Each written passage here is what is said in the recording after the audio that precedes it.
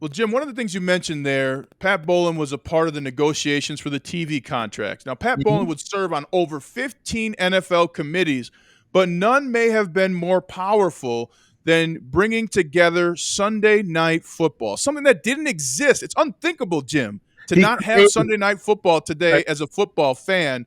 Start us at the beginning. When did you know that Pat Bowlen wanted to be a part of Sunday night football, and how did Pat Bowlen make it happen? he just made the presentation. He told the owners, I think we ought to do this.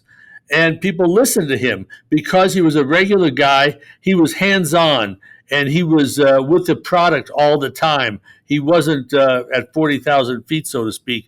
So Right. when he said we ought to do this, and he's talking to the owners, he's talking to the network people, he's talking to everybody, and they all just said, that's a good idea. Let's see if we can make it happen. Now, as we all know, Sunday night football, it's probably fair to say, has eclipsed Monday night football. They're Yeah. both staggering, but Sunday night football is where you want to be, and that's the biggest thing there is to offer on the NFL schedule of a team. Well, and that really added another premier night for teams to showcase Oh yeah, themselves, more money for teams league wide. And that was a big, big part of some of the business side that Pat Bowlen brought. Now, one of the things I loved as a player, Jim, is you can always tell as a player what management wants the organization to be like. And I was blown away. Everything the Broncos had, first class. I'm sure you were with me sometimes. They were retooling or remodeling the weight room or a new all the facility, and you're time, thinking, I didn't know there was all anything the wrong time. with that, right? Exactly. What made Pat Bowlen want to be first at everything? Actually, that statement, as far as I know, was first made to me. I'm doing his bio. It's after hours, maybe 6 o'clock one night. Most people are gone. He's there. And I went into his office and I said, Hey, Pat, I'm about to do your bio. Is there anything special you'd like me to put in it? Nah, nothing special, Jim. Okay, fine. And he said, he just casually said, I want us to be number one in everything.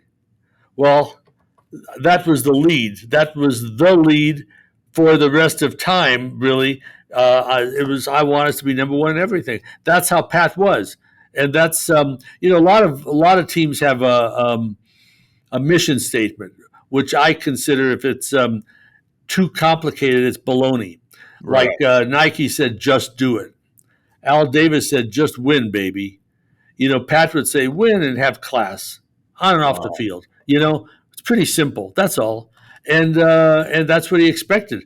But he didn't expect it now and then. He expected it all the time. I remember when we signed Neil Smith, great player from Kansas City.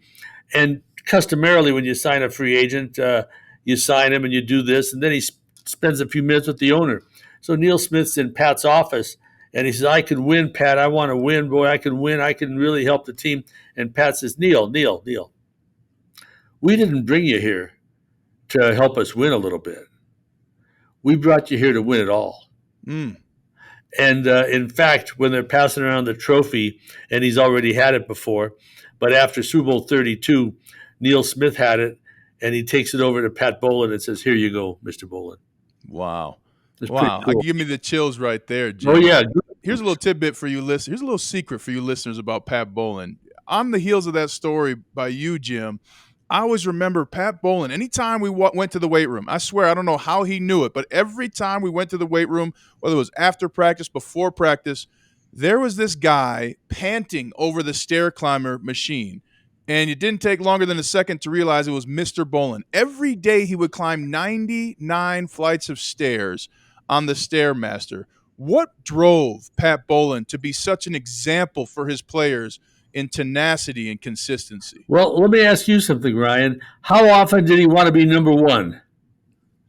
He wanted to be number one all the time. And Now, not a lot of organizations are willing to yeah. say, we In, want to be and number in one. what? In what did he want to be number one?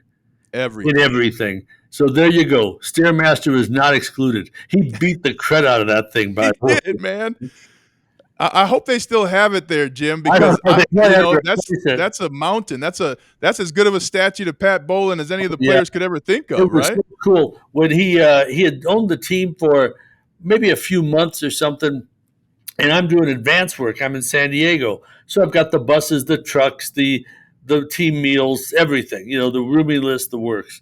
And I get a call. Pat's going to come in a little early because he's got some meetings in LA. So he may come in Saturday morning. Oh, he may come in a little early, not on the team plane. Okay, okay. I said, oh boy, he needs this in his suite. He needs that in his suite. This kind of apple, this kind of wine, et cetera, et cetera. Okay, okay, okay. No problem. I got it all. So I've talked to the hotel guy. I've got it all. However, as you know, checkout time is like 11 o'clock. So I go down on Saturday morning, or Friday morning, rather.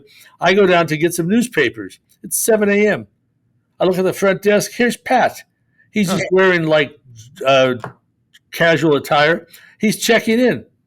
So I go over. I say, "Oh, Pat, your suite will be perfect. It'll have this kind of apples, this kind of wine, this kind of whatever, But checkout time's at 11, so they're not here yet."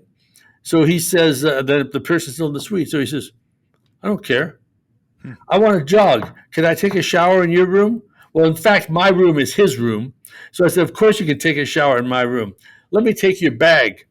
And he said, "Jim, I can carry my own bag." And I said, "No, I got it." And he said, Jim, I can carry my own bag." And I thought at that moment, nobody in Denver knows anything about what this guy is like. He can carry his own bags, and not only can he, but he carried his own bags. Well, and he carried some bags of cash over to John Elway to keep him the quarterback for the Denver Broncos. How did that relationship develop such a close bond? I mean, every Bronco fan remembers this one's for John. What went into Pat's relationship with John Elway? Well, in my opinion, Ryan, as you were a player, you can't fool a player. You can try, but you're not going to fool him. You're really not going to fool him. And Pat wasn't going to fool anybody either, but he wasn't trying to. And John could see, like everybody else could, he was just real. And the more time you spend with him, the more time you wanted to, the more time you spend with him, he was just a real guy. And that, I think, led to the relationship between John, who was a real guy. For heaven's sakes, John would hang out with the offensive linemen and the linebackers. He was a tough guy. And Pat was like that. It was a great bond. Pat was a great owner. I remember one time, he also could make fun of himself. There are things, I remember one time I was talking to a friend of mine from another team, and I was saying, Pat this, Pat that. He said, you call your owner Pat? I said, well, yeah. And he said, I shouldn't say who it is. He said, if I ever called Mr. So-and-so by his first name, I would get fired on the spot. I said, well, I can't help that, but that's how Pat is. Anyway, we're playing in San Diego. We're at the Hyatt Islandia Hotel. It may have changed names now. Anyway, we stayed over for some reason, maybe weather in Denver. So Pat's taking a walk. He's walking around the courtyard. All out of the rooms faced inward. Hey, Pat, fans. Hey, Pat. Hey, Pat. He's waving. There's the hotel swimming pool. He didn't see it. Waving. Wham! In the pool he goes. Nobody laughed harder than Pat Bowlen. He picked himself up. He climbed out of the pool. He didn't say, somebody, I need 9 guys to hand me a towel. He was just a guy, slept in the swimming pool.